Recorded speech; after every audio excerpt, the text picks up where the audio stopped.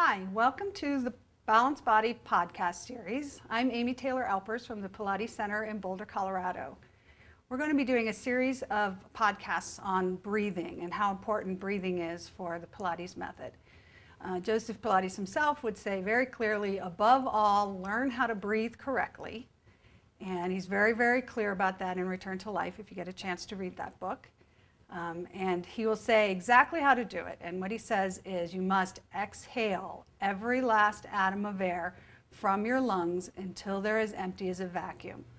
So most of his exercises are designed specifically around that concept, and that's what we're going to be looking at through all of these different podcasts we're going to do on breathing. We're going to do some with springs and how the spring affects the breath, and some without springs. But first we're going to talk a little bit about just the actual action of the breath mechanism. And Paula here is going to help me demonstrate a little bit. So what we're going to do is we're going to look at the ability in your client to really be able to expand your rib cage as much as possible on your inhale. And then a deep exhale down below to squeeze every last atom of air from your lungs until they're as empty as a vacuum. So the assumption is in Pilates that because of our lifestyle, our breath mechanism is relatively compressed and tight and weak. He would say that specifically from sitting in a chair as much as we do, and that's even 60 years ago. So now it's considerably worse.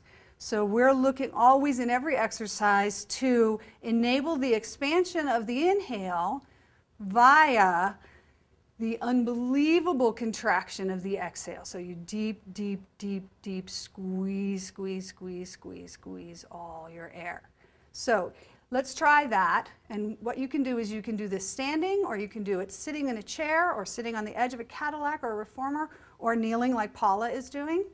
Just sit upright very tall. Don't be in a tuck at all. If you have a tuck, show us a tuck for a second. If you have a tuck, it will compress this area. So we need to sit up nice and tall so your spine is relatively neutral. And then just feel your chest expand as much as you can, your rib cage growing, and try to find a new place, maybe these lower back ribs, which sometimes get tight. And then come way down below and exhale, squeeze, and keep squeezing until you feel every last atom of air gone, and then you simply release and allow the expansion to happen again. And if we look at the skeleton over here, we'll notice that there's this area in the body where there's no bones other than the spine, and that area is designed specifically to enable that incredible contraction that we need that pushes the air out. So we're looking to stretch and open this whole area of the body, front, back, side, shoulder girdle, and then really empower this area around the lumbar spine that pulls the structure together, supports the organs, and supports the spine. Okay, so let's do one more time. So we take a huge inhale, big, stretching the rib cage, stretching the lungs, stretching the muscles, allowing the ribs to expand, and then coming down underneath and exhaling deeply. And one more thought for your exhale is to think of yourself like the rings of a tree. So you have your skin, and then we come in and we have a layer of muscles, another layer of muscles, and then this deepest third layer, like the third ring of your tree. We want to start our exhale from that deep layer first. So we take our huge inhale, and then from the deepest layer first, exhale, squeeze and narrow like you were drawing yourself into a black hole, like deep into a black hole in your body. Right? Now, try it once in a little bit of a tuck and see what difference that makes. So you take an inhale, see what that feels like, and then you try to find your deep exhale, and you'll see that probably it's going to be a little shallower, and you won't be able to go all the way to the ends of it. Right? So then we come back up, again, just into a nice upright position, and try it one more time where you take the exhale starting with the outermost layer rather than the innermost layer, and see what difference that makes. So we'll take a huge inhale, expand, stretch all through, opening. Then we're going to start as if we were squeezing our skin and our external obliques and feel what that feels like. And you'll probably feel that that doesn't take you quite as deeply either. So one last time, really big. Inhale, expanding, expanding, expanding. And then from the deepest, most inner layer, squeeze, squeeze, squeeze, squeeze. Excellent. Okay, so then we're going to show the 100 and show how you would actually enter the exercise in its ultimate form, which is more commonly modified for a lot of people. So I'm going to have Paula lie down, stretch out flat on her back. So ultimately you would start in this elongated position. You would just take a huge inhale. Every exercise in Pilates initiates with the exhale to get you into your position. You exhale, so we'll take an inhale again, and then a deep exhale all the way in, and that connection would lift you. And then you would start your pumps. In for 5, and out. So again, our same idea. We're expanding, opening, filling, stretching out the upper body, deep squeezing, narrowing, starting with that 3rd layer in. One more time. Big inhale.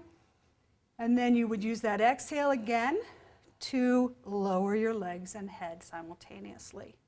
So that would be the ultimate goal, is that the inhale sets you up for a powerful exhale. That powerful exhale really, really enables you to stabilize and strengthen and organize around your center so you can pick everything up, and then triggers it all so that while you're doing the exercises, you're focused around this area right here. So I wanted to show a couple modifications since we often have to modify. So the main thing that we want to realize when we modify is that we don't lose this. This is the most important thing, that this area, the area where there's no bones, remains expandable and contractible. That has to be key. So for instance, if Paula demonstrates a typical way that people tend to get into this exercise a little, which is to bend the knees, straighten the legs up, lower the legs from here and lift the head, very often what that will do is compress this area, and then she's going to feel tighter. She's going to feel as if her neck is a little bit stressed. The shoulder girdle isn't at rest, so it can't rise and fall anymore either, right? So if we can pull her down and out of this a little bit more so she has access to this, right? We might need to bend the knees or something, because coming from the top, often that will over-engage the exhale, the hip flexors as well. So in an ideal world, go ahead and bend and put your feet down. In an ideal world, if they can't do the full out exercise, so straighten your legs, they can't come from this position into it, it could be a better idea to consider supporting them rather than always modifying it, so that this area will remain open and we can always count on it to do the very best exhale possible. So we're going to take this concept now, this idea, this way of looking at the breath, into additional podcasts down the road that are going to look at other exercises in the system that utilize springs and some that don't, and talk a little bit more about how that exhale is so key in the Pilates method. Thanks for joining us, and we'll see you at the next podcast.